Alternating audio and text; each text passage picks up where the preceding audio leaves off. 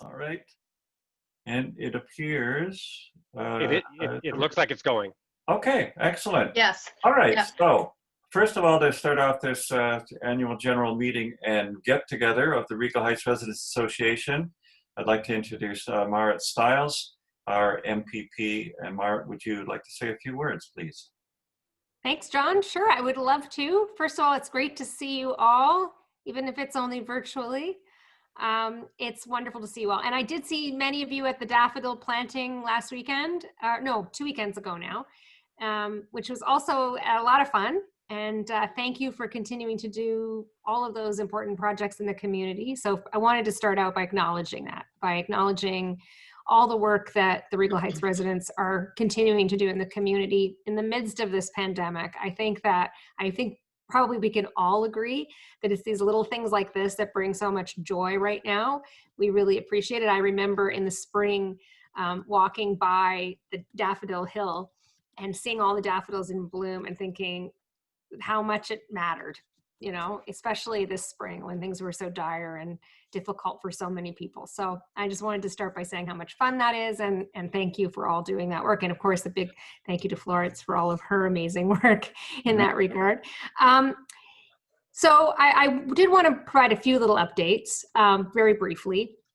I think it's fair to say that the last 6 months, 8 months, none of us could have foreseen what was coming. And since we last gathered annually, in my office, we've been dealing with a lot of different issues, not surprisingly, from in the early days of the pandemic, from people really desperate for information and assistance and with a million questions, to mostly helping people navigate the different supports that became available, because there was a lot of confusion and some really important supports that were made available by all levels of government. But it was very complicated. And so we spent a lot of time helping people navigate those supports and point them in the right direction. And of course, also trying to work with the community to figure out where things needed to be improved and make sure we were advocating for those improvements. So whether it was small businesses or folks on Ontario Disability Support Plan or social assistance or folks who were losing their jobs, these were all areas where, you know, some supports did kick in, but many of them continued to need to be refined, I would say. And that's particularly true in terms of our small businesses, which of course we all know.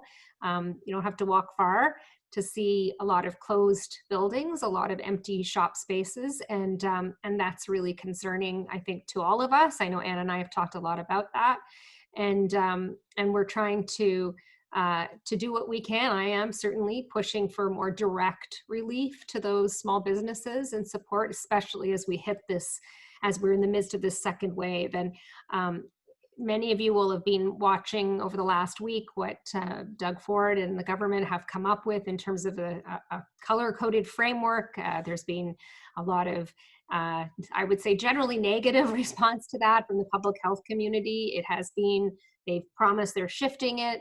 You know, these are the things that we've been kind of trying to stay on top of, which is in the opposition, which is to push for more clarity, more transparency, more accountability, and really that all-important direction from the scientific side, from the experts, the epidemiologists, and such.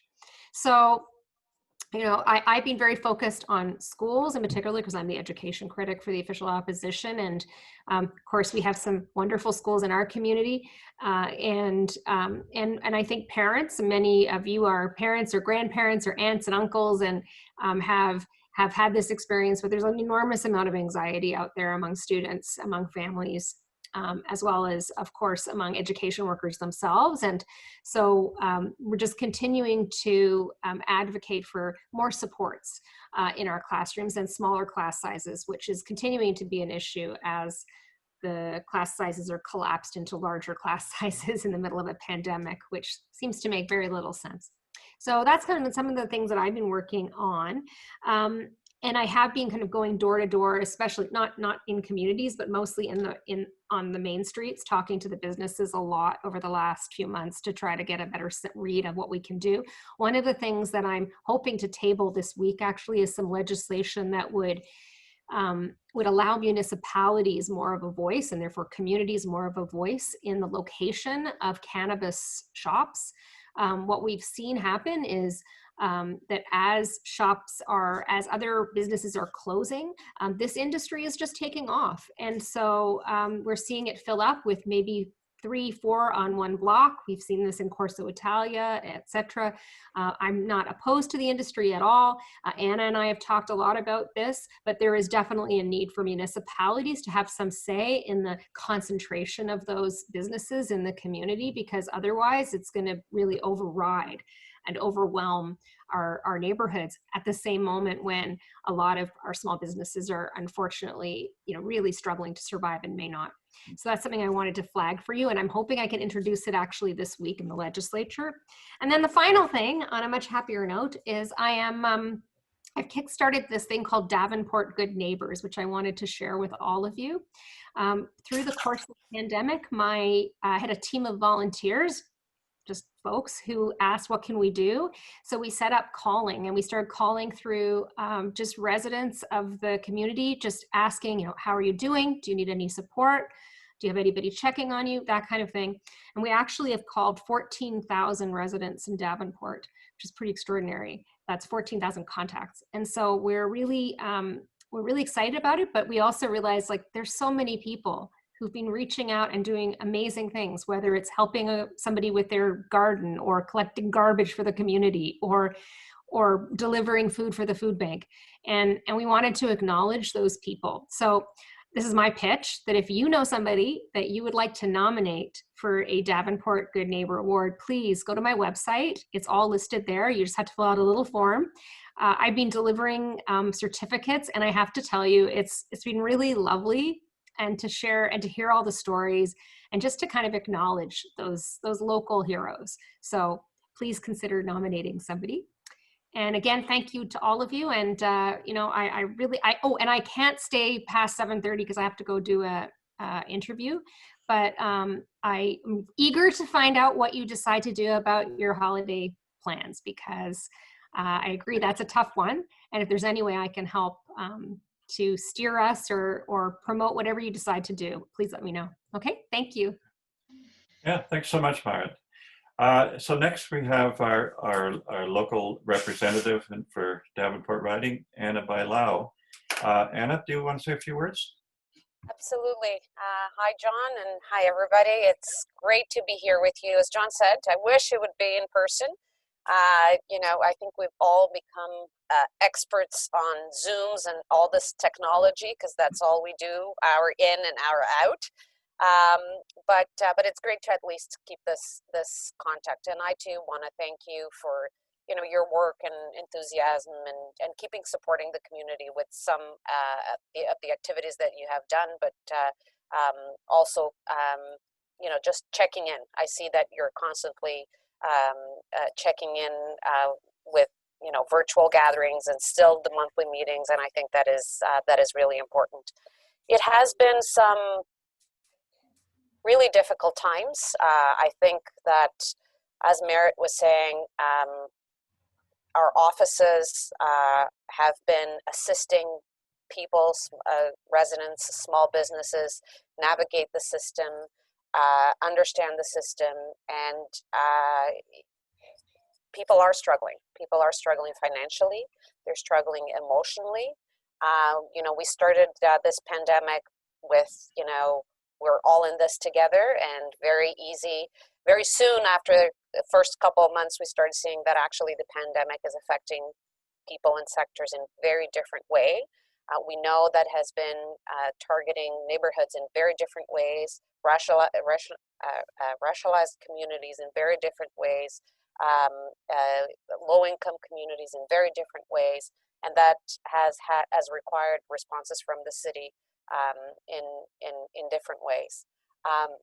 In our local community, we've been on St. Clair. We've been assisting with many of the programs that the city has rolled out, from Cafe TO to Active TO to helping them get spaces so people can line up outside the door, to information.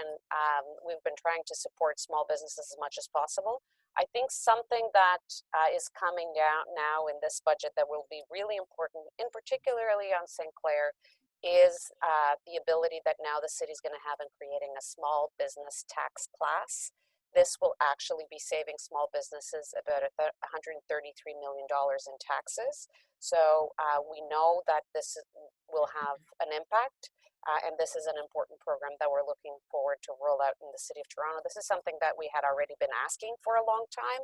We've had some pilot projects that we've created with some arts community for One Richmond, where we created a special tax class for that.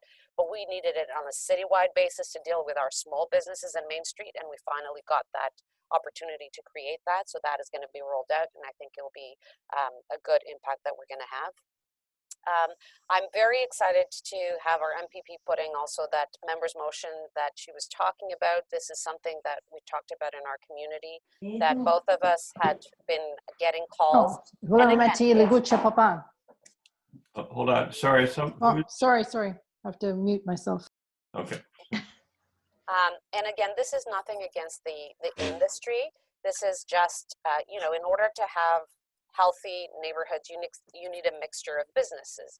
And when you have a very high concentration of one kind of business, and in particularly a businesses that has a very strong advantage in the kind of rent that they can pay nowadays, it has an impact on the neighborhood. So I think that this will be important as well.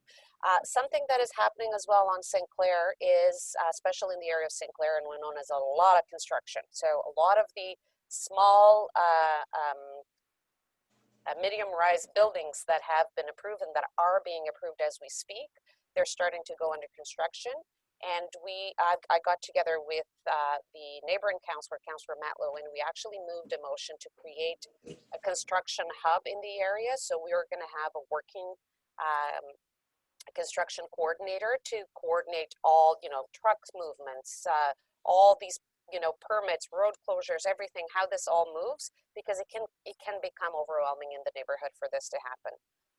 Also for information, we have been able to get some community contributions from these developers. These are buildings that do not qualify for Section 37, but I'm of the opinion of, if you don't ask, you don't get. So I always ask for a little contribution from that, and we've been getting. So, you know, I'm going to keep asking. And we got some money for Rawlinson School, and we have been able to get, well, we are about to get 908 St. Clarence is going to go to Committee of Adjustment, and we're getting money for Charles Burton Park as well to do a splash pad in there. Another project that you will be hearing quite a bit, especially tomorrow is going to be at Executive, is the city is studying the Dufferin bus priority lane. It's not going as fast as many would like in the community. We are, if my memory serves me right, we're either 4th or 5th on the priority line. So the work will start in 2022. So Eglinton East was done, and they're doing Jane, and there's another one. I think we're number 4th, and so there's other two. But we're moving as fast as staff possibly can. There is some issues with our transportation department in terms of capacity. As you know, for example, we were doing our Regal Heights traffic management work, and we also had the Glenholm, Rosemount cycling infrastructure. Both those projects, among others, had to be put on hold. A lot of our transportation staff had been redeployed. So we had, in the beginning of the pandemic, hundreds of employees that had to be redeployed for public health, for you know, everything from working on shelters and so on. A lot of the transportation staff then started coming back, but they had to be redeployed to actually roll out programs such as the Cafe TO, the Active TO, the speeding of the bike lane. So there was some of these studies that were actually on hold. We're slowly starting to get them back on the agenda. We got an email from the general manager last week that they were going to start scheduling these in. So I'm hoping to be able to give you some further information on these issues fairly soon.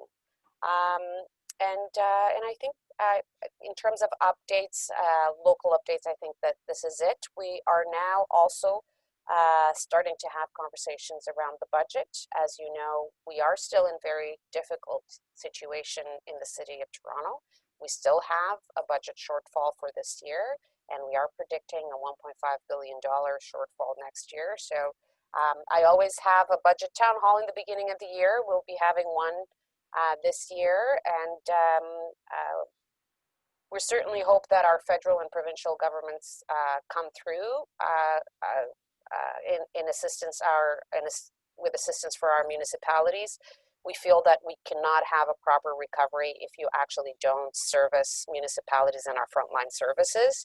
That needs to be a priority as well. So I think the entire council feels very strongly about that, and at the same time having a more constructive conversation, because we feel like this might actually be the time that we finally have a conversation about how we're governed. But I'll leave it at that, and I'm happy to answer any questions that you may have about this issue or anything that I haven't touched if you have any questions. Could I ask a question, Anna? Bridget Higgins here, and Marie too. In terms of the approach that Ford has taken for COVID, and maybe you each have different opinions, do you feel that it is too permissive or too restrictive? Marie, you had mentioned that there was some debate about Ford's approach. Well, it's a big question. I mean, I think that last week when the Premier released this color-coded framework, and we were all, I think, hearing the same things, which was that a lot of those folks, the public health experts at the table had not been properly consulted, and felt they had not been listened to. I think that's concerning. That's always been my perspective. I don't know if Anna, I'm sure Anna would, I'll leave it to Anna to comment as well, but I mean, I think that that's what we're all looking for.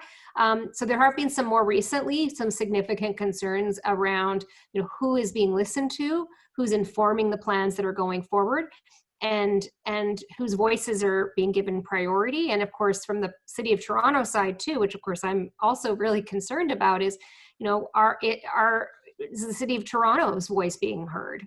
Is there full transparency around what they're being told and what they're recommending? Can they share that openly? This is. I guess I've just been listening to the national, and my view is, well, my understanding is that that some of the medical fraternity feel that they're not restrictive enough, and yet they seem pretty restrictive to me. So I'm just asking, have you heard, like, whether it's going to get more restrictive, or do you, I mean, I'm just talking about like the nitty gritty of how we are living our lives, whether we can go and do group activities, whether we can go to the gym, whether people can go to places of worship and that sort of thing. We seem to be heading in the direction of further restrictions, I would say. Okay. Absolutely. I think that is what it seems like. And I think that's why it makes planning things for the holidays, as you're all going to do tonight, difficult. Mm-hmm. But it's going to be essential. And I think that what I'm finding is that even people like small businesses who've had a really, really hard time throughout this, for sure, and many may not survive this wave and further restrictions, but at the same time, what they're looking for is just more support and direct relief to get through this. So, I mean, but I hear you, and I think it's been very unclear, especially in the last few weeks. Yeah.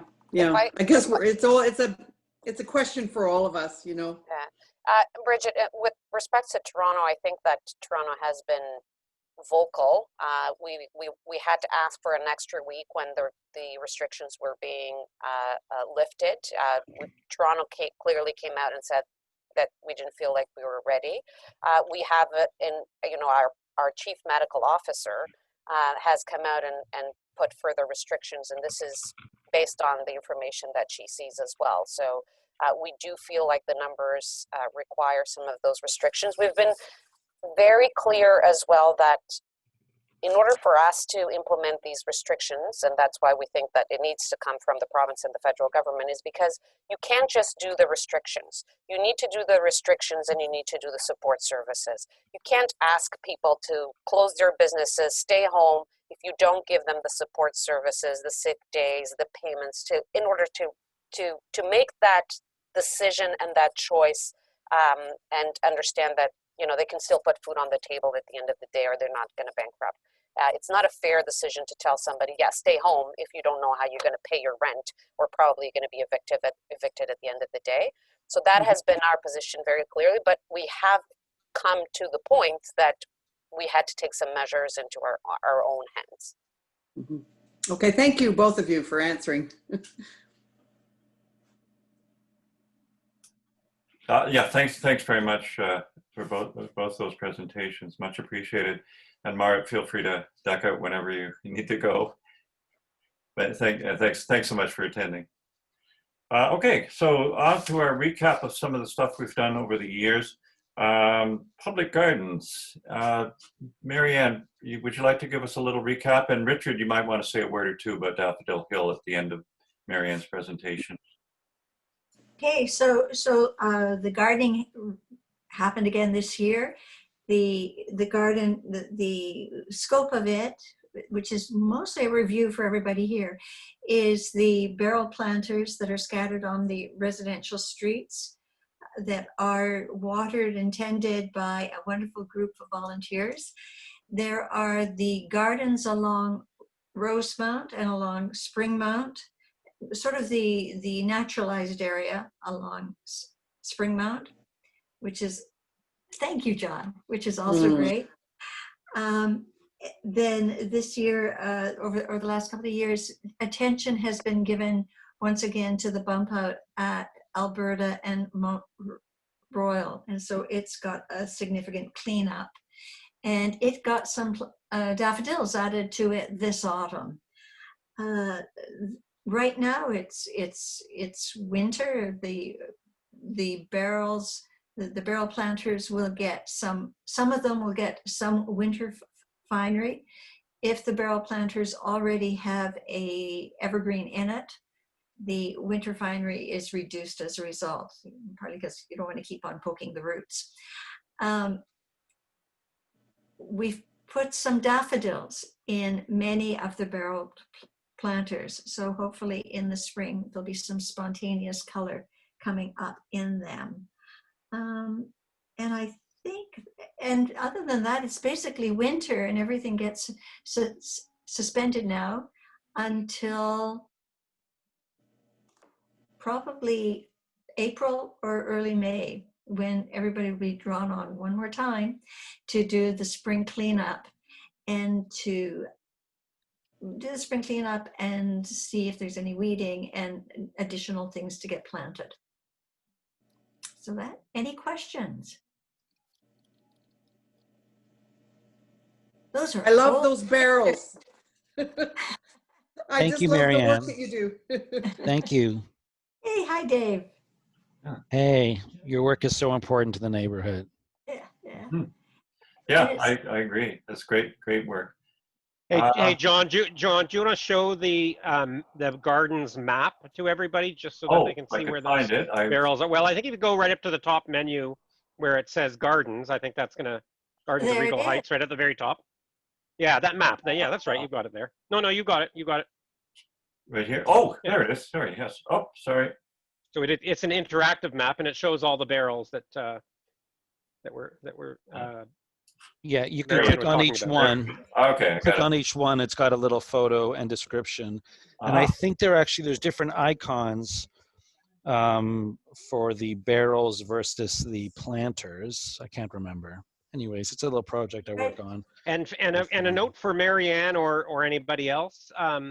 We can refresh these pictures as well. So if there are new pictures of these barrels, we can add that in here as well. Oh, yeah, there's some very old picture of Daffodil Hill. No trees. Yeah, completely overgrown now, right? But there's one of the barrels. Beautiful. Yeah, nice. Marianne, do we need more barrels? No. Oh, okay. That's an unusual position to be in. That's fine. Definitive. Yeah. Richard, did you want to say a quick word about Daffodil Hill, the cleanup this year, and what the plan is now that it's so pretty much grown in with trees? Yeah, we plan to thin out some trees on the east end of the hill. The tree guy is going to help us decide which ones are going to come out. We're only going to do one section at a time. It's a fairly big job. We're going to be doing it soon, and I'm going to need some volunteers. But until I can get a time frame for the arborist to help us, I can't ask for any help until I know when that's going to be. I really appreciated the number of volunteers we had on the planting day, and it went very well, very quickly with the number of volunteers we had. It's certainly interesting to see the earlier photos with the no trees. Yeah. Now you can't see the trees for the for the trees, but so different, yeah. It's entirely different, yeah. And they're all a lot of them are planted, but the majority of them are self-seeded. And I was very surprised to find out that we've got, in amongst the trees that are there, we've got walnut trees, we've got cherry trees.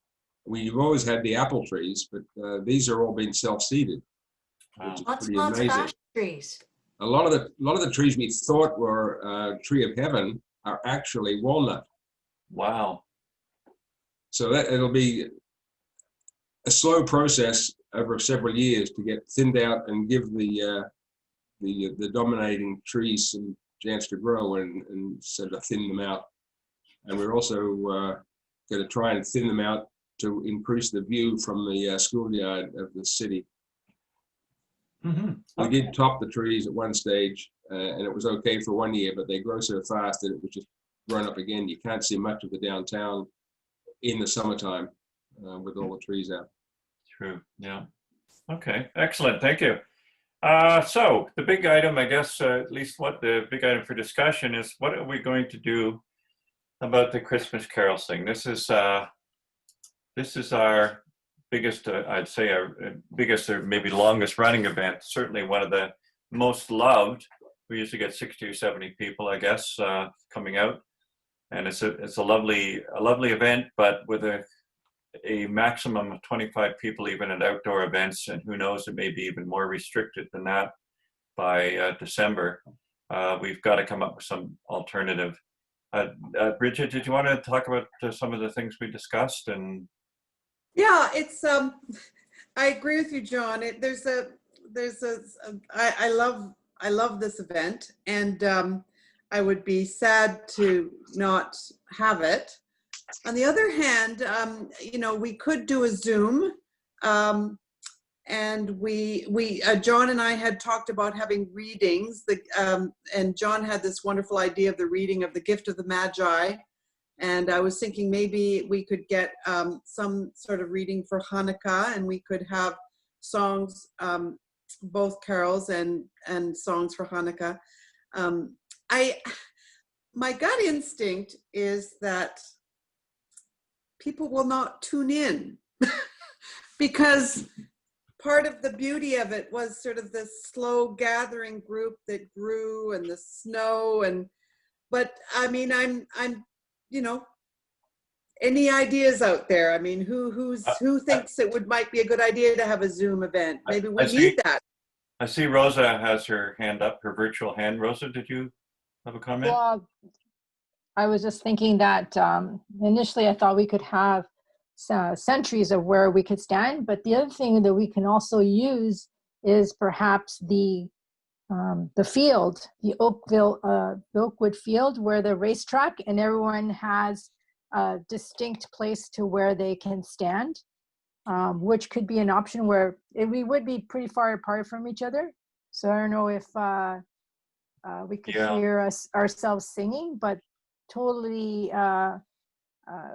possible to at least say that you participated, where we put in a flickering light to say this is where one spot where one family can be, and then 6 meters apart is another spot where another family could be. So then we would be outside, we would be singing together and participating in something. Rosa, but I not, think the but being singing, social distant. sorry. I think I was the going to say you're singing. singing. Go ahead. I think the singing is like, I just don't think we can do that. There's been so many studies done that speaking is one thing, singing with the aerosols. I guess the problem that I have is that I don't think myself I would attend. I mean, I'm a bit of a worrywart, so I'll just put that out there. But I just think that this COVID, we're not exactly sure really why the numbers have taken off. They're projecting between 6,000 and 10,000. We can't really monitor. We can suggest that people stand far away from one another, but we can't really monitor it. And I don't want it to end up being like a policeman event.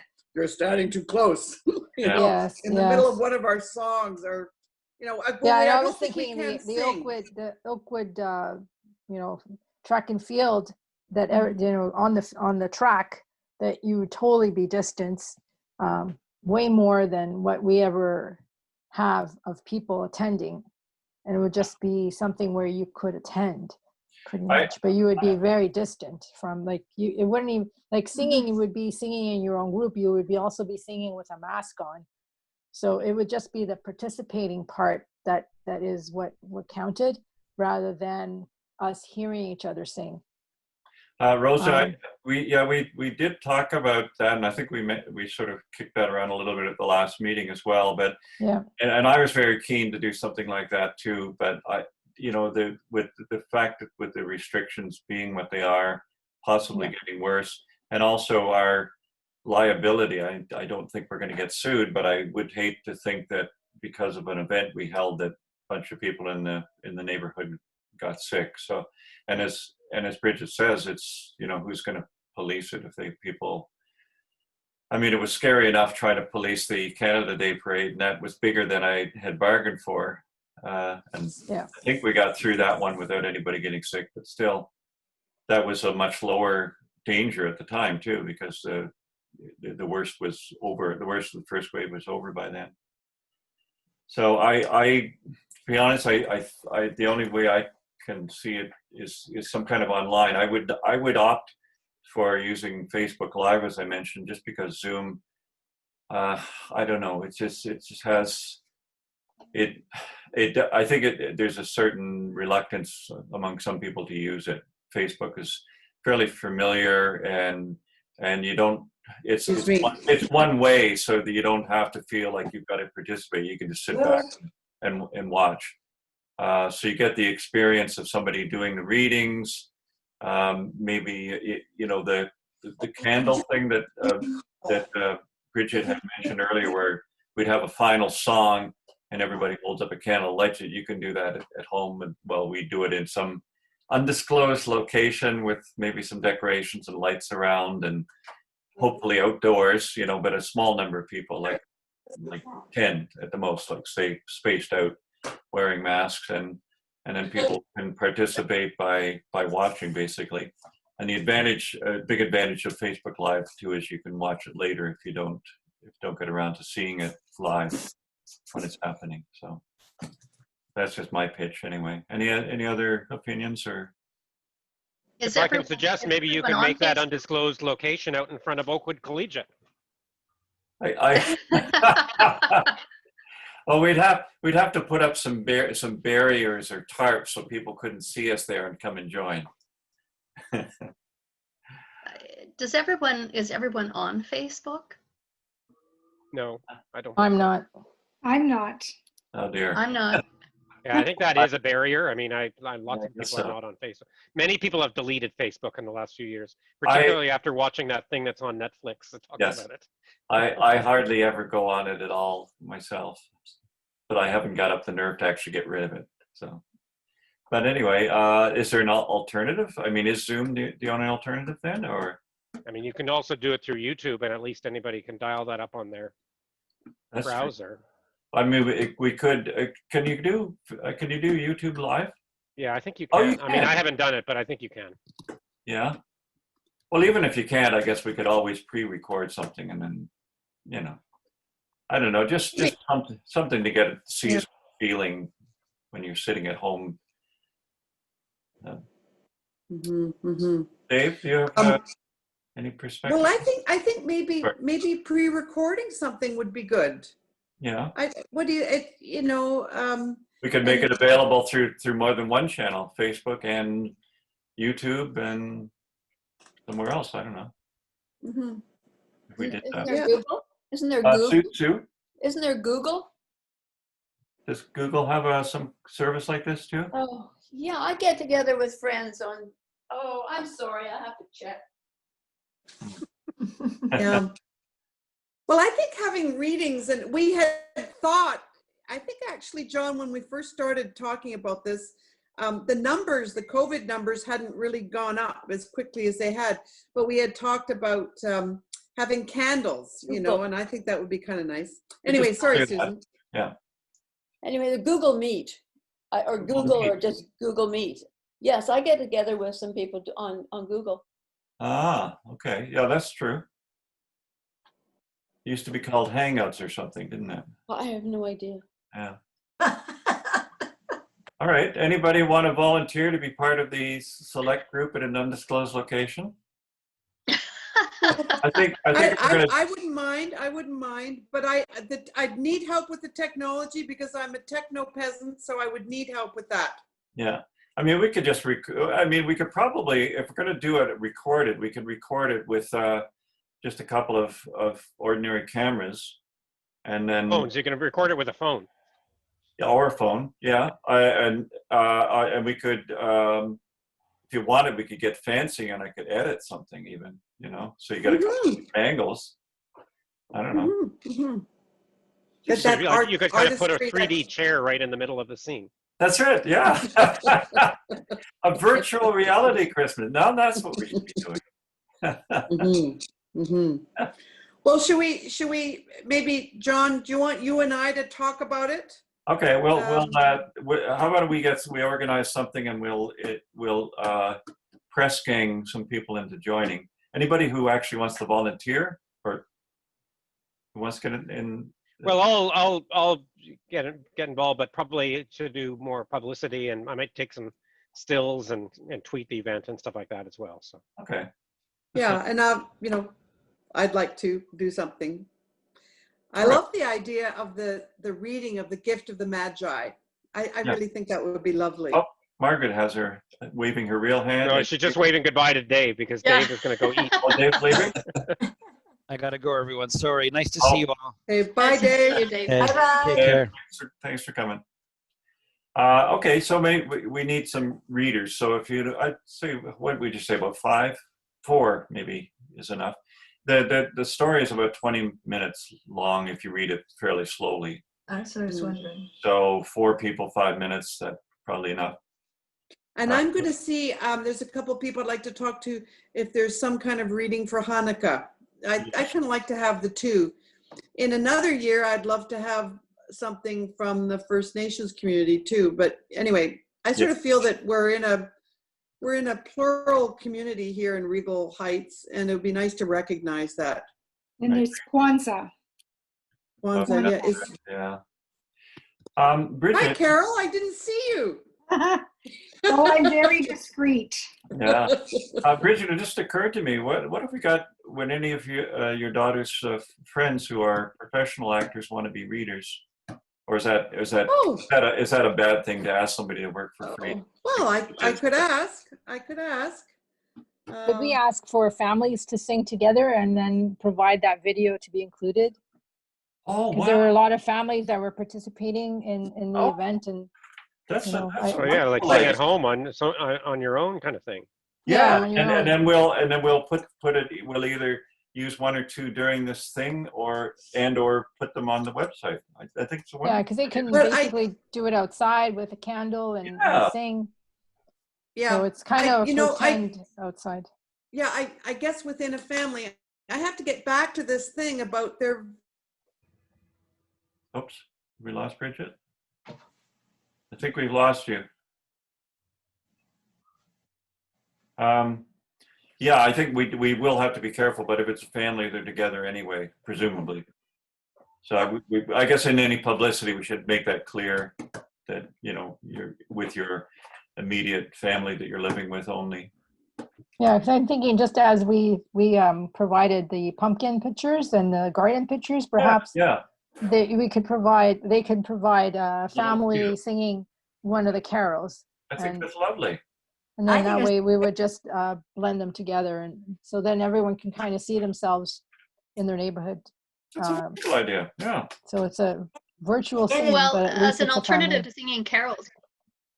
Well, as an alternative to singing carols, which is ultimately, I mean, if Bridget wants to have a more diverse celebration in the community, maybe we should just have families submitting greetings, a family greeting, sending out greetings to the rest of the neighborhood. And that's true too. And everybody sends their own family in whatever setting they want it to be. And whatever greeting. Yeah, whatever greeting. And then they film it and then send it to Peter or John to put it together. That's really nice. Yeah, I think that would work. I think these are great ideas. I think this would really work well. For sure. And yeah, it could be a song. It could just be a reading. It could be just a quick hello. I mean, it can be all sorts of stuff, right? Mm-hmm. Just to also feel connected, and maybe the fun of seeing ourselves on Regal Heights website. Yeah. It's a for kids, a great idea. It's a lot of fun, right? It's like, wow, look at me, I'm there. I think we'll have to think. I mean, you're going to talk about outreach in a minute, but we'll just have to think about a really good, effective way to, you know, to get people to do it. I mean, we can send out information passively like we always do, but maybe there's like, I mean, people sometimes respond more directly to getting a phone call and saying, you must do that or whatever, you know, like kind of putting on a little bit of peer pressure. And, you know, so, you know, particularly people who regularly attend or whatever, maybe we can do a little bit of really, you know, strong outreach to get quite a few of these come in. Yeah, that's a wonderful idea. Okay, so Bridget and I will kick this around a little bit further, but I think these are all wonderful ideas. So perhaps we could move on to neighborhood outreach for COVID. All of you, I think, are already familiar with. I got to get the right website up first. Hold on a second. After all this Zooming, I'm still not all that great at it. All right, share screen. You probably already know about this, I think, but it doesn't hurt to repeat it. We have had since the beginning sort of a self-help group on Facebook, which I guess doesn't help a lot of people in this group, but the Regal Heights COVID-19 Help Group. If you go to Facebook and you search here and just put Regal Heights COVID, it should be the first one that comes up. And it's just if people need some help, they post on here. People read it and say, okay, I can deliver groceries for that guy or whatever. And I see Anna has been using it a lot to post about various information sessions. If you have anything COVID related that you think would be helpful to people, put it on here. But mainly I would encourage you to spread the word if people don't already know about it, your neighbors or friends, especially if there's somebody who you feel would likely need some help. Just tell them to check this out. And I know that people have responded to help people buying groceries and so on in the past, and I hope they use it again. So that's about all I have to say about Good that. Reminder. The RHRA website and email update. Peter, if you want. Don, can I share a screen? Can you enable me to do that? It's enabled. So that's good. Okay. Yeah, so enabled. let me.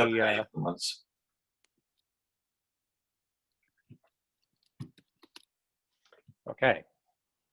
So we have RHRA Communications, of course, is in the business of trying to communicate the activities, events, and goings on of the Regal Heights Residents Association with all the people in Regal Heights. And facilitate as much outreach and communication as possible.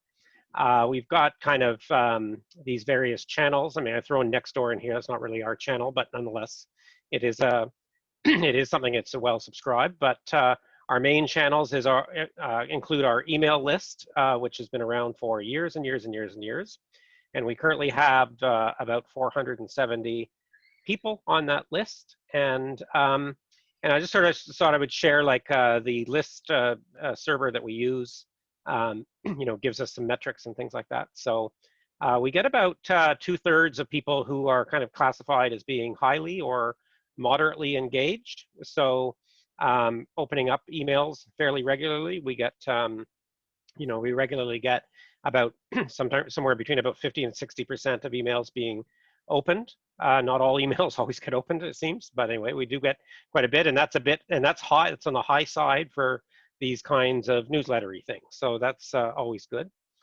We have sent out 62 emails in the last 12 months since this meeting this time last year, so a little more than one a week, I guess you might say. So it's not overwhelming. We try to make the emails not overwhelming, but frequent enough that people can sort of feel connected. And so 470, I think, is a reasonably good number. We have the Facebook group. There are 370 members on the Facebook group. I would not say that it is the most widely kind of used group around, but it does tend to be a kind of a useful tool to communicate things. I tend to get a fair amount of interaction through posts on the Facebook group. We kind of do some light monitoring on that group. There are a few posts that we take down. We try to keep everything pretty light on that group. It's not, you know, it's not really a place for people to make a lot of kind of partisan political comments and stuff like that and things. And we've been taking down some, not local real estate, the Josie Stearns of the world and stuff can you know,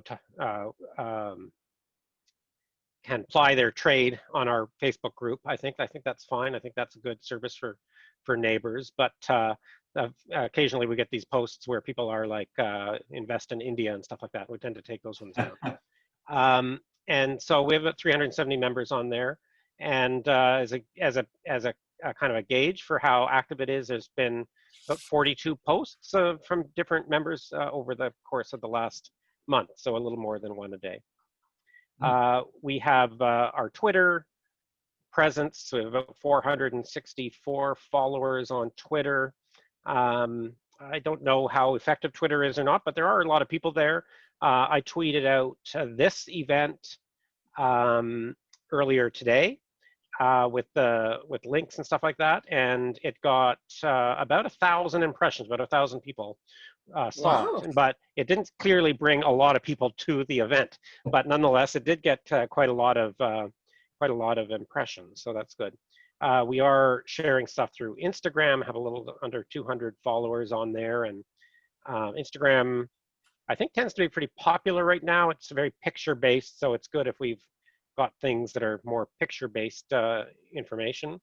It's not really good for transmitting links and things like that through Instagram. And then there is the Nextdoor app, which, as I say, is not something that is officially, you know, monitored or whatever, or at least sanctioned, you know, whatever. It's not part of what our portfolio of tools are, but I tend to post all of our events through Nextdoor as well. So I just wanted to say that I was sort of thinking about something like around 400 and whatever, 300 and whatever, 400 and whatever, what that means in terms of our presence. And so I was looking a little bit at the neighborhood numbers again, and I put together, excuse me, sorry about that. I put together a little bit of information on the size of the neighborhood because sometimes people ask, and you know, I mean, I think it's a useful thing to sort of have. We have about just under 1,800 households or families in the neighborhood. And you might be interested, the majority of the neighborhood is renters, which yeah, I think I've talked about sort of in the past before, but sometimes it eludes people. They sort of have this kind of image for what the neighborhood is, but our neighborhood is predominantly renters and it's predominantly apartments. We have, in terms of single single family homes, we have we have about a third of the households in this neighborhood live in a single family home.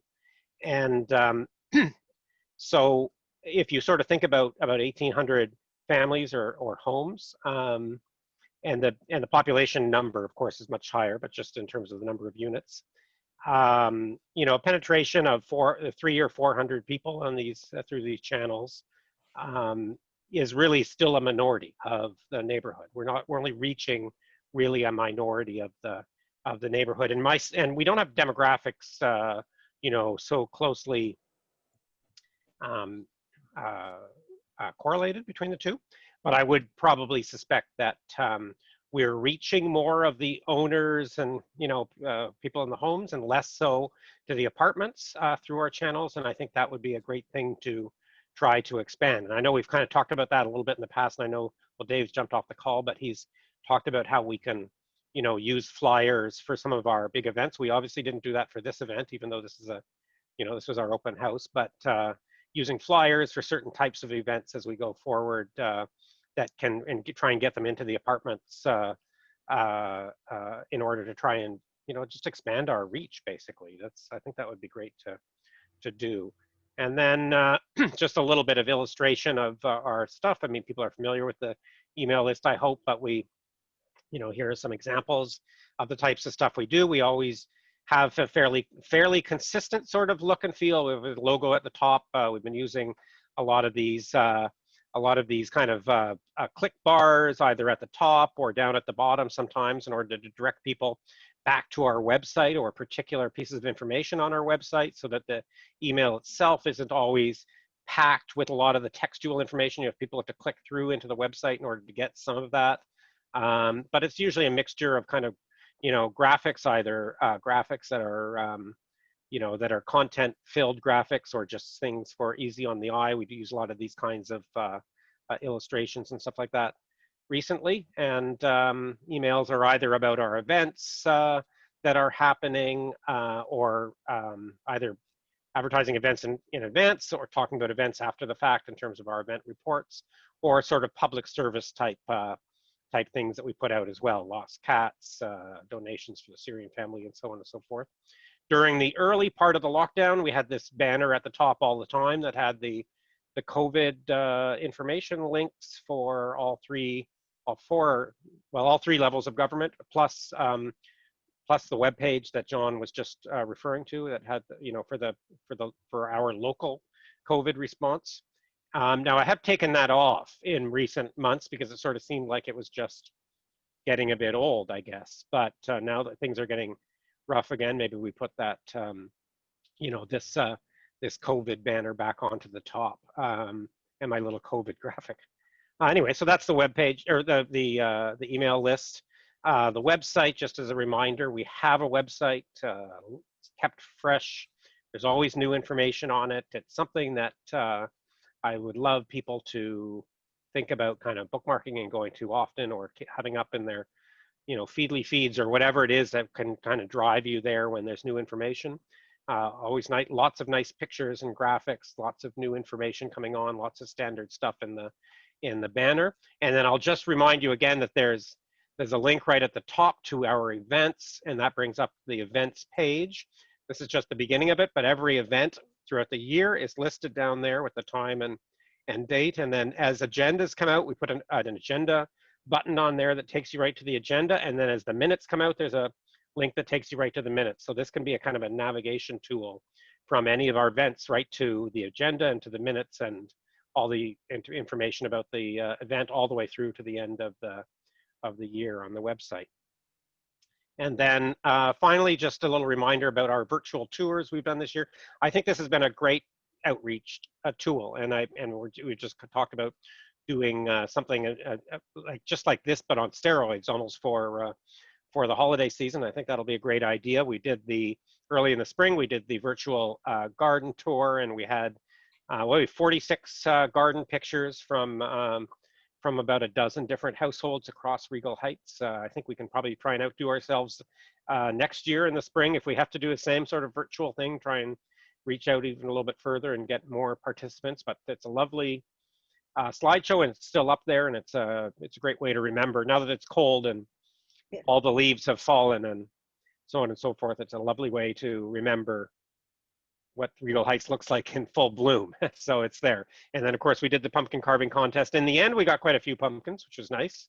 And John did the tough work in that contest of selecting at nearly random, I think, several winners. I think 10 winners of prizes, and all of those prizes were, or all of those winners were inundated with maple syrup, with the Regal Heights maple syrup. And so thanks very much to John for kicking that in and to everybody who sent in these pumpkin pictures, just fantastic pumpkin pictures. And so if you haven't done it yet, I would encourage you to go into our website, and it's very easy to find off the homepage. You can link through to the page of either for the spring tour or for the pumpkin tour, and just remind yourself of all those pictures because they're lovely. And so that is my communications report. Thank you, Peter, and thanks for all your hard work. Just think about how much our whole communications thing has improved since you took over. I guess we had a fairly laissez-faire attitude about it before, but it's really looking very slick. Are you taking lessons in design work, or what? Like it looks very clean? John, only from the School of Hard Knocks. Anyways, great stuff. Bridget. Can I just want to say, I found, well, the whole presentation was wonderful, but I found those statistics about the number of renters absolutely astounding. Yeah. You know, that. Yeah, it's our forgotten part of the neighborhood, and it's very prevalent. I mean, my home is that way. My house has 3 families in it, and 66% of them are renters. Yeah. Well, I mean, it's good to know, and it's good to think about reaching them. I mean, I know that's been Dave's issue, but it's because, you know, you sort of think like there are not a lot of high rises in the area. There's the one, is it Alberta? I can't remember the street, but it's just there's the one on Regal Road and Mount. Yes, yeah. That's right. That's the only high rise, but we have a lot of low rise building. You think about St. Clair, you know, you think of St. Clair actually has 50 properties on the south side of the street and another 50 on the north side, and each of those is usually, you know, at least sort of 2 stories of apartments above the store. But we also have at the corners of north, and in fact, almost all the corners on the south side. Right. We've got on the corner of Northcliffe and on the corner of Louder and on the corner of both sides of Glenholm. There are kind of like 5-story, 5-6-story. I'd forgotten about units, those. So that's a big part of it as well. But it's just throughout the stock as well, actually. I mean, lots and lots of you know. So it's 2 building. I mean, several of the houses are multiple apartments. Like for instance, there's the 2 buildings on Northcliffe at the base on the west near the school side of the street, and that are all apartments, and lots of people have basement apartments and in-law suites and so on and so forth that are rented out. So it's a very dynamic neighborhood. It has a lot of rich demographic in it, and even the channels that we use, I see different people using those different channels. Like there's a much more on the Nextdoor app. I don't know if everybody really uses it that much. There's some people use it a little bit. There's a lot of like kind of like low-grade commerce going on. Like people are selling, you know, their music services or whether this, that, or the other thing. There's a lot of borrowing and stuff going on there. But also it does seem to be a much more diverse population base. Like it appears to be, it really does appear to be than what we get on our Facebook page, for example, or through our email list. That's great stuff. Okay, do you want to just briefly say where the newsletter is, Bridget? Well, it's like we've pressed the pause button. So there's lots of ideas. Beth Marsilio has still got lots of ideas coming in. We've got ideas are not the problem. It's finding someone who wants to coordinate it. And I think people are kind of, I don't know.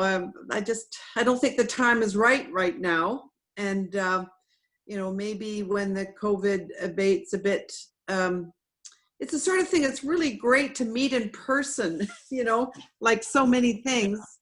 But so that's all I can say is that it's just on pause. Yeah. I guess what I would just say to that. I mean, I don't disagree. It's a ton. It's a ton of work, and it's nicer to do. You know, I mean, there's some aspects of doing the work. I'm sure that that takes. It's nicer when people can get together, but it is a communications instrument, and it is outreach. And like, people desperately need outreach right now, and need news of their community when they're locked up in their. Some people really feel isolated and locked in their homes because they're still quite, you know, still feel quite unsafe going out in the community. So it is kind of a shame that we don't, you know, that we don't have it. Although I obviously understand the balance of it. Yeah. I think the time will come when the energy's there, and you know, I mean, the library's still open. It's not as if it's, well, I guess yes, it does have the schedule of events, doesn't it? Yeah, I'd forgotten about that. Anyway, well, maybe a white might come along and offer to be our coordinator. Okay, good. Rosa, did you want to talk a little bit about the police? Is there anything new or anything coming up that we should be aware of? Actually, it's quite surprising that there's been no outreach from the police at all this year. Wow. No scheduled meetings, nothing except for Joanne DeLeo providing us the listings of activities in not the nicest nature in our community, centered around all of Division 13's sections. So a lot of the assaults and things that happen in our community do not necessarily happen within the Regal Heights borders, but within the Division 13. So I like to bring to people's attention that Regal Heights is part of Division 13. Division 13, prior to the lockdown, did have and does still have a very active website that people can go to and actually download to see for themselves the activity of what's happening in our community. So they've actually have done that on an interactive basis. Many of the things that people would call the police for, actually now they can fill out forms themselves if they've had their car broken into or any thing that happens. They can actually fill out the forms and request that it be monitored. And I still advise everyone to do that, to inform the police of things that are happening in the community, just because they do work on a stats basis. And so if they feel that nothing is happening, they won't know that anything is happening. So there could be break-ins and things that are happening in the community, but if the police are not informed or told about them, then again, they feel that everything's under control, and it may not be. One of the things that I noticed in the lists of things that are happening, there's been a lot of break-ins in the commercial stores on St. Clair, which may or may not be a sign of different things, but just to have people be aware of that happening in our community. So that's all I can say. I'll just say I've used that online submission a few times, and they respond really quickly, which is kind of surprising for something that's done online. And then they've just added to it. They just from time to time, I need to, you know, call the parking enforcement people to tow cars away from the street in front of my house. Yes. And that has been a long 15-year battle of mine, getting cars towed away. But anyway, I've just noticed now recently that one has gone online as well. And the other day, I needed to have a car towed away, and I did the online thing, and the guy showed up within about 20 minutes. You know, yes. When I pressed go on the online submission form. So I just took a picture of the license plate as of the offending vehicle. And that's basically it. The car was towed away. The guy came within about 20 minutes, and it was towed away shortly after that. Peter, yes, are these cars that are very good people? Sorry, go ahead, Bridget. Peter, I'm just curious. Are these cars that have been there kind of for 2 days, or? No, they blocked the driveway. Oh, okay. Like, we get people blocking the driveway all the time. Like, isn't that terrible? It's often the people at the funeral home or at the gym, or going for a coffee, or whatever. But like so close to St. Clair, people just park right in front of the driveway. How irritating would that be? Whoa. Have you tried painting a yellow or red curve around where your I driveway? thought you were going to suggest painting the car. Like, Yeah, the windshield. Yeah, no. Then you'll end up in Rosa's statistics. Yeah. I can bring a report on that. Exactly. Assault outside. Okay, terrific. Thank you, Rosa. Thank you. You're welcome. Pub night. We talked about trying to make the pub night a bit. What's the date? If anybody know off the top of their head for the next one? That's normally the Christmas one. Is it? Well, I think it's supposed to be on the 3rd, but I don't know now. I mean, that would have been the date that it would have been. I talked to Maurice at the other residents association. They're not sure what they're doing, and I kind of got the sense that there wasn't a lot of enthusiasm. However, we did talk about making it more entertaining, getting some music, and I got a contact from Philippa. I don't know, she's a dog walker, Philippa Curtin. Some of you may know her. Anyway, she's got a little band together recently, and they're looking for places to play for free. So that might be an option if we wanted to make it a little bit more entertaining to do it online. But the music would be the musicians would all be in one place, presumably. That would solve the problem of the time lag. So all the music would be coming from one spot. So maybe we could get them to be playing in the background like that or something. I don't know. Is there any enthusiasm at all for another pub night, or you think we should just let sleeping dogs lie?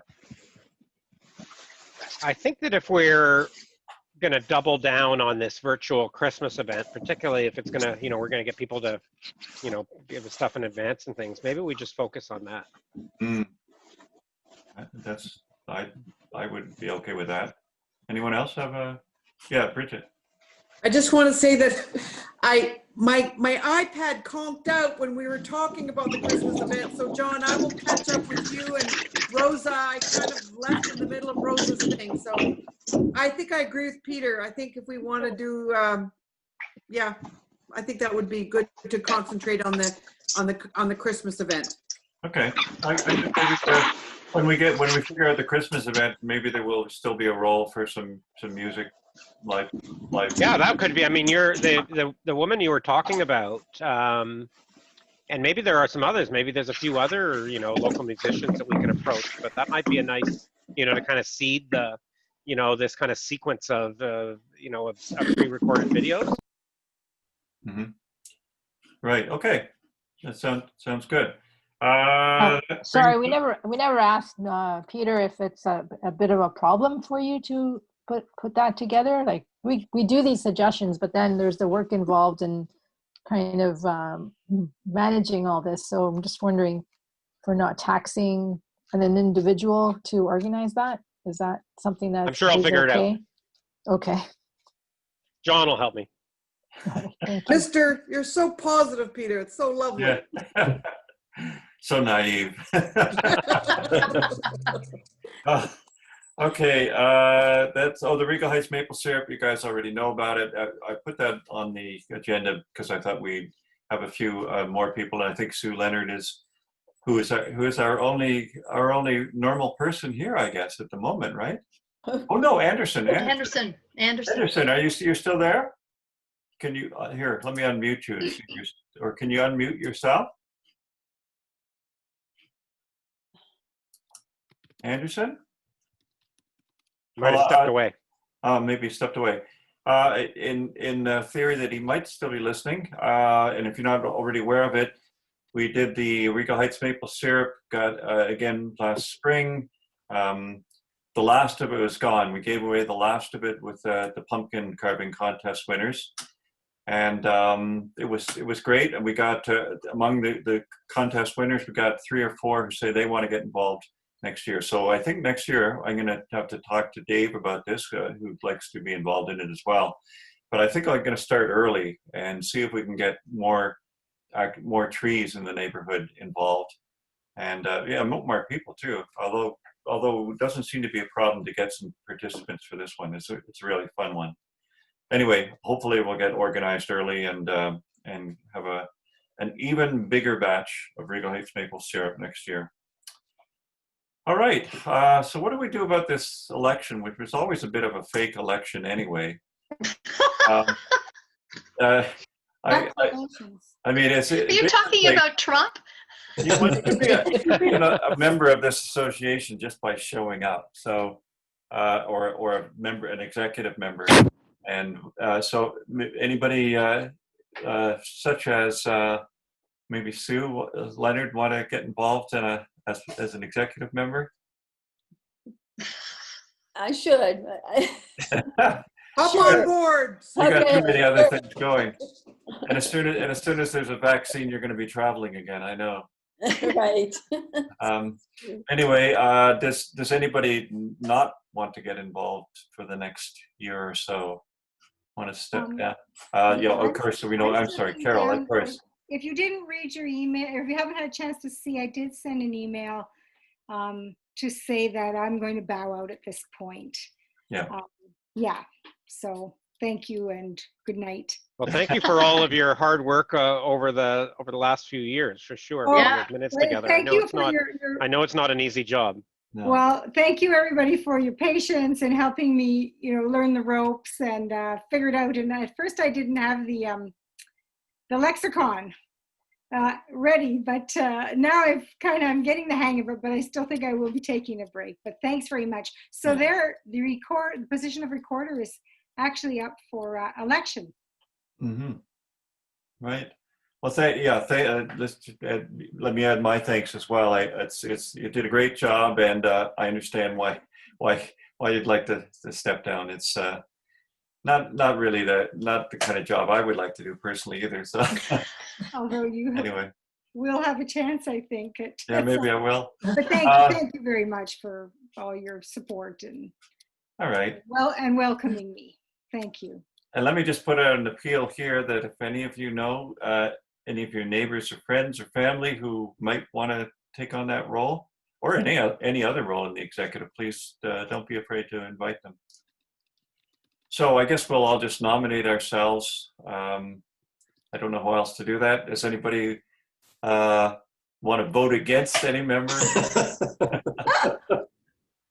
I think we'll just carry on, and if there are objections from the public about the way this was handled, we'll have to hold a special election meeting. There used to be a little sort of a system where Dick would kind of determine who had been at 3 or more executive meetings in the previous year and automatically put them onto a slate, and then call for nominations for any more. But I think that we've had a pretty stable group in general, so maybe we can just take a vote on the slate as it stands right now, less Carol. And unless Carol wants to stay on the executive, just not as a recorder. But anyway, nonetheless, at the slate as it stands right now. Yeah. And then vote on that. All right. Well, let's do it. All right. All in favor of retaining the executive as it is now, less Carol, please raise your hands. Anyone opposed? Uh-oh. Margaret. There's always one in the group. Would you do you object to the process or? No, it was Rosa. I'm sorry? Oh, I have no objection. I put up my virtual hand, and then I thought, I better put up my other hand. But your real one, yeah. Okay, let's deem that we've been elected, and if some politician gets a hold of this and tries to make something out of it, we'll have to do something about it then. All right, Linda, I have your thing here somewhere. Summary of expenses. Linda has put this together. Linda, do you want to talk about this a little? Sure. So I did the finances for November, which were basically the same as we had at the October meeting. And then we did the income expenses since the meeting last November. So in this last 12 months, the total number of amount of donations is $60. And then our expenditures were the money that went to street beautification, which was $150.20 for daffodil bulbs. Now, I don't know if there's going to be another one, but I haven't received anything yet, so I haven't included it. Maple syrup project, we gave $128.58. I think that was for purchasing bottles and other supplies that were needed. For the Carol Sing last year, we spent $12 on candy canes. And the Regal Heights Review newsletter, there was a cost for the production was $559.35. And then there was the delivery to all the homes in the neighborhood was $199.83 for a total of $759. So the expenditures were $1,039 and the donations were $60. So we're left with $6,205 to use for the upcoming year. Wow. We don't really spend very much money, do we? We don't really spend much money. Last year we spent more, but we bought a lot of barrels last year and there were more costs in the gardens. And I think there were other, like, you know, we spent more on the Carol Sing because we bought the new song sheets and we had to buy the chocolate and stuff, but there was left over to use this year. So last year we spent, you know, quite a bit more, but this year was a quieter year, I guess. Virtual events are pretty cheap. Yes. Yeah, that's true. Yeah. I guess the newsletter is a bit of a pricey item. Yeah. But I thought it was worth it, personally. I think so too. I think so. Yeah. Yeah. About All right. the newsletter. Excellent. Do you know, isn't it interesting that delivery for the newsletter was $200? That means that every single household in our area received it for only $200. Yeah. Like, well, there was some as part of there was some ambiguity about that because there was some question about whether it would that the postman considered it junk mail and that some people may not have gotten it delivered. So there's sort of we'd have to sort of investigate that next time we do it. I'm not exactly sure what the problem was, but yeah. Anyway, would that? But Bridget, are you saying that it's conceivably the delivery might be more than that, or? Oh, it wouldn't have cost more. It's whether it got to the households or not. Oh, okay. I was looking at the cost, and you know what? If Regal Heights were to send a Christmas card or a season's greetings card to everybody in the neighborhood, $200 is very inexpensive. Yeah, that would be nice in terms of just saying, you know, we're with you. You know, it's been a difficult year, but let's hope that next year will be better. Also a way to reach some of those people in those apartments who don't know we exist. That's right. No, it's very, very important. I can't remember. I've got a problem with my memory, you know, but there was some question about whether some postman would consider it junk mail and somehow not even deliver it. There was some question. So it's just something we'd have to look into next time. But I agree with you. I think that's a very good price for delivery. And, you know, I think it was, I mean, I shouldn't be the one who said it, but everyone contributed to it. I thought it was a very nice publication. So, you know, I am happy. Oh, yeah. I think it was well worth the cost. Oh, yes. Thank you, Linda. Yeah, I think. Oh, yes. Now, Bridget, do you know if that cost is only for homes or did it include apartments as well? I thought it included the apartments. Yes. I think it did, but I'm not. It might have only been the apartments, because didn't you do a lot of them by hand?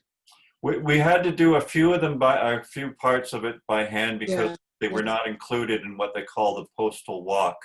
So the west side of Winona, the north side of Davenport, and a little bit of Bigger or one of those streets. Just the way they arranged their postal walk, you couldn't do those, so we did those by hand.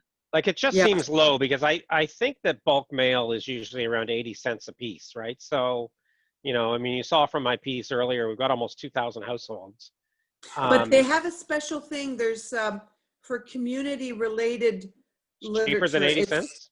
Yeah, I think it is. I think so. Yeah. So anyway, but it's very interesting to get, I mean, I think with your statistics in hand, Peter, that you've collected, and then sort of more questions that we can ask next time. And it's great to have all this information, you know. Yeah, for sure. All right. Would you like me to look into a Christmas card or seasonal cards / introduction to the RHRA? You know, get involved if you like, kind of thing? I think it would be a great idea, and but I'm not sure if now you might be biting off more than you can chew in the time period we've got left, right? You're talking about kind of designing and producing the thing, and then getting it printed, and then, you know, arranging kind of to post, right? And there's basically about a month left. Yeah, and we're working on this Christmas, but I think we should keep for next year, maybe. Then maybe. Yeah. We should. Or you can send something that says Happy New Year. Yep. You know, forget about 2020. That buys us a whole extra 5 days. Or even isn't there a spring meeting? Isn't there a spring meeting? We could have a spring card that combined information about the meeting. That's a good idea. Of course, we'll probably be a virtual meeting then too, but it looks like Harry's getting attacked by a bear. That's right. A grizzly. All right, so that's about it. That's all the stuff. Sue, did you have any questions or observations or things you think we should be doing as our token member of the public? No, I don't. Okay. Anybody else have anything else they want to bring up, or you want to just go get drunk now? All right. It's time for the crown, John. It's time oh for my the goodness! crown. Yeah, that's right. We watched the first episode last night. It's what a great Margaret Thatcher impression. Oh, incredible! Yeah. Well, I've watched 10 episodes in the last 2 days. Have you? Oh my binging. Oh my God! It's binge-worthy. Sounds like you need some outreach. That's right. All right. Well, thanks so much, everybody, and thanks especially to Carol for all you've done. And we'll look forward to a Christmas bash. So I'll touch base with you, Bridget, and we'll see what you do with that. Okay. Right. Thank you, John. Okay. Goodbye, everyone. Thanks so much, everyone. Good night. Good night. Yeah. Good night. Good night.